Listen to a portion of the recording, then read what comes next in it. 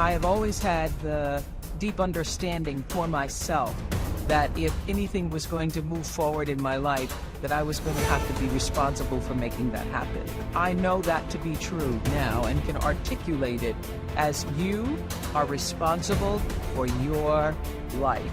And if you're sitting around waiting on somebody to save you, to fix you, to even help you, you are wasting your time, because only you have the power to take responsibility to move your life forward.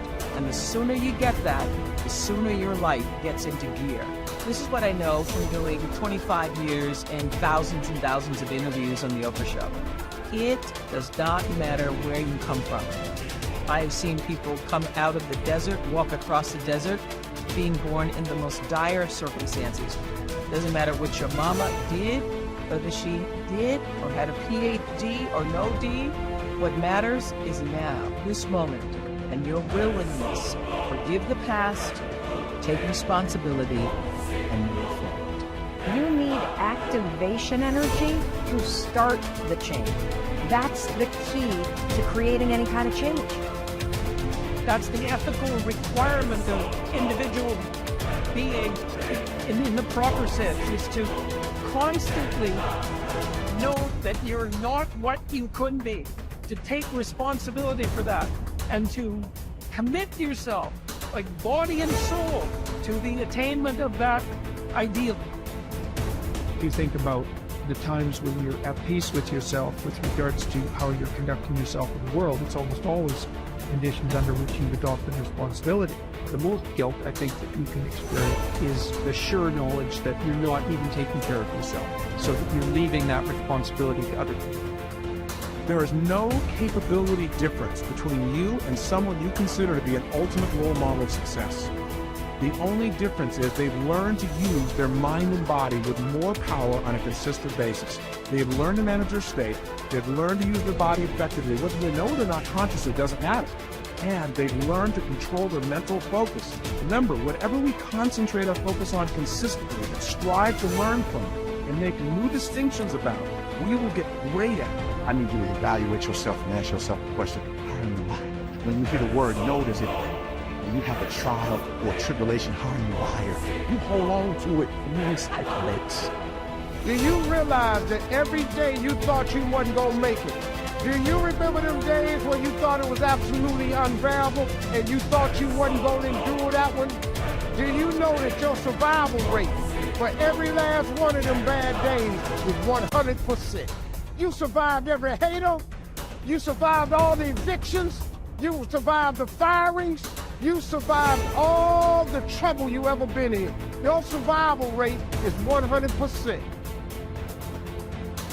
One of the things you gotta understand, my friend, is that you're supposed to fail. You're supposed to fail, because failure is the stepping stone to success.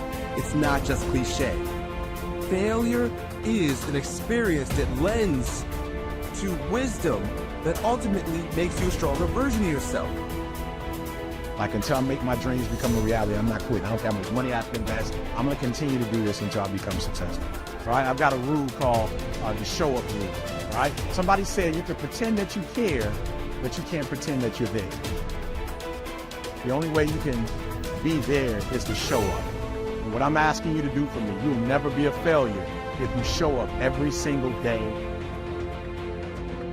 Every single day when I come, I show up and I let failure know. Failure is not an option. So what, it takes 12 years to get a point. Failure is not an option.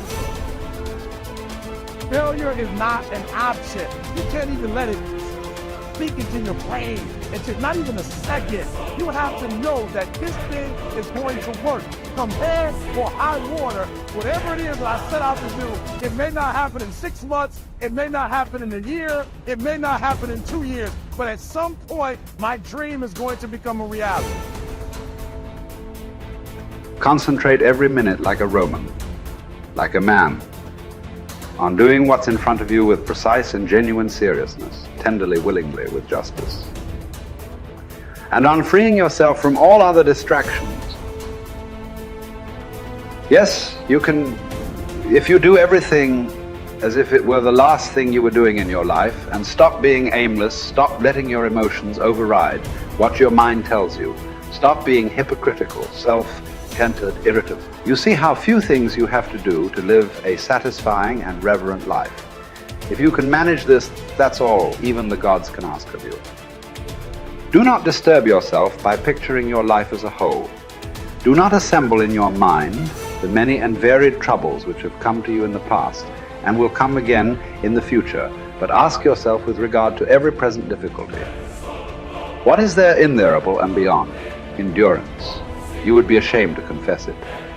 And then remind yourself that it is not the future or what is past that afflicts you, but always the present, and the power of this is much diminished if you take it in isolation and call your mind to task if it thinks that it cannot stand up to it when taken on its own. Think of your many years of procrastination. How the gods have repeatedly granted you further periods of grace, of which you have taken no advantage. It is time now to realize the nature of the universe to which you belong and of that controlling power whose offspring you are, and to understand that your time has a limit set to it. Use it then to advance your enlightenment, or it will be gone and never in your power again. Men seek retreats for themselves, houses in the country, seashores and mountains, and thou too art wont to desire such things very much. But this is altogether a mark of the most common sort of men, for it is in thy power whenever thou shalt choose to retire into thyself. For nowhere, either with more quiet or more freedom from trouble, does a man retire than into his own soul, particularly when he has within him such thoughts that by looking into them he is immediately in perfect tranquility. And I affirm that tranquility is nothing else than the good ordering of the mind.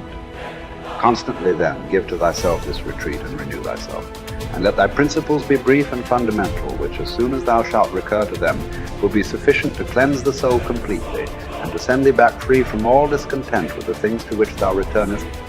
For with what art thou discontented? With the badness of men? Recall to thy mind this conclusion, that rational animals exist for one another, and that to endure is a part of justice, and that men do wrong involuntarily. And consider how many already after mutual enmity, suspicion, hatred, and fighting have been stretched dead, reduced to ashes, and be quiet at last. But perhaps thou art dissatisfied with that which is assigned to thee out of the universe. Recall to thy recollection this alternative. Either there is providence or atoms, fortuitous concurrence of things, or remember the arguments by which it has been proved that the world is a kind of political community, and be quiet at last. But perhaps corporeal things will still fasten upon thee. Consider then further that the mind mingles not with the breath, whether moving gently or violently, when it has once drawn itself apart and discovered its own power. And think also of all that thou hast heard and assented to about pain and pleasure, and be quiet at last. But perhaps the desire of the thing called fame will torment thee. See how soon everything is forgotten, and look at the chaos of infinite time on each side of the present, and the emptiness of applause, and the changeableness and want of judgment in those who pretend to give praise, and the narrowness of the space within which it is circumscribed, and be quiet at last. For the whole earth is a point, and how small a nook in it is this thy dwelling, and how few are there in it, and what kind of people are they who will praise thee?